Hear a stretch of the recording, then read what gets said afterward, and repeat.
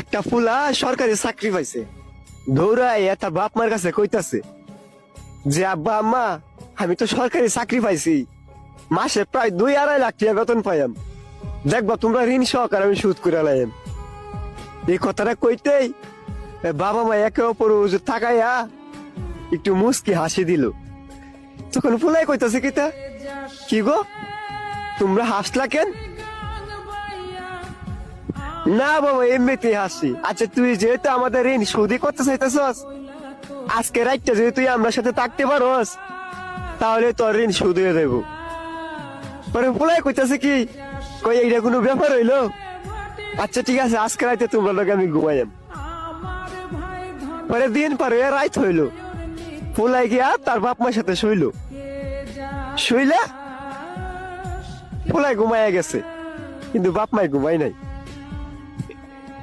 ফুলারা ঘুমাইতে তুললে বাপে ডাকতাছে যে বাজান, ওই বাজান উঠ না, বাজান ওই বাজান উঠ না।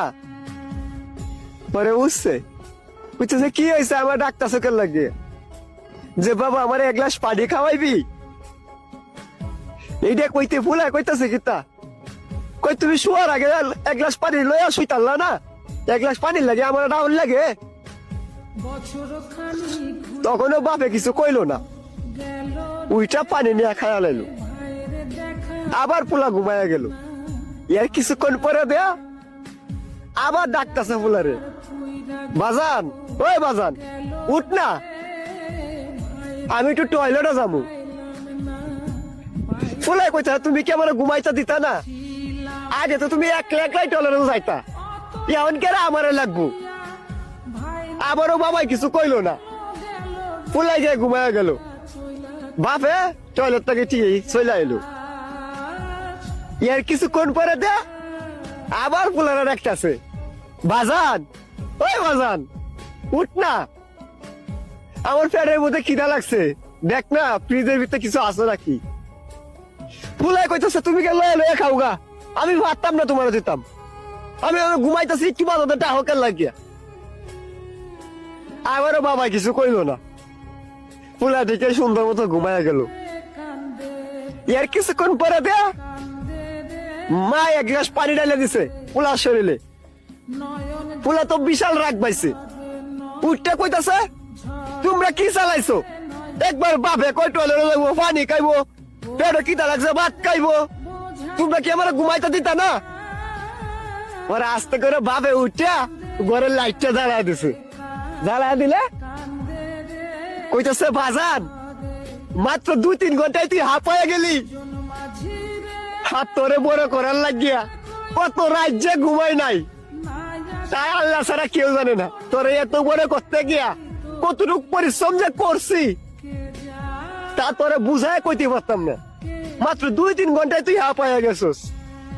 তুই ছোটবেলা তোর মায়ের কোলে মুইতে দিতি, এই মাঘ মাসের শীতটার মধ্যে তোর মা ভিজা জায়গা থাকছে আর তোর টিকে শুকনা জায়গার মধ্যে রাখছে।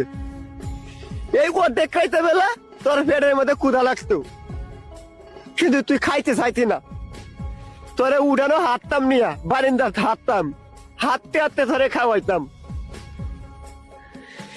এই ফজরের আজানটা যখন পরে তখন সেরা কম ভাবে ঘুমিয়ে ধরে, সেই টাইমে তুই কি করতি, পায়খানা করে দিতি।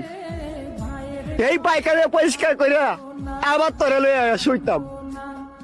একটা রাইতের মধ্যে কম করে হলো তুই 10 বার ঘুম থেকে উঠতি। তারপরেও একদিন বাজান তোর প্রতি বিরক্ত হই নাই, আর আজকে মাত্র 2-3 ঘন্টায় তুই হাঁপায়া গেলি।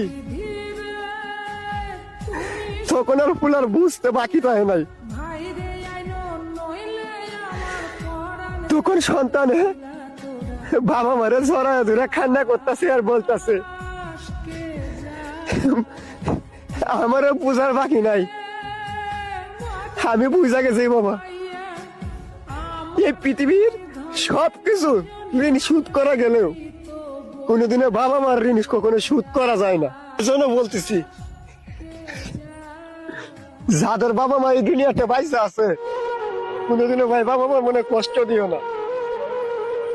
তুমি একদিন বুঝতে পারবা একটা সন্তানকে বড় করতে গেলে বাবা মার কতটুকু পরিশ্রম যে করতে হয়।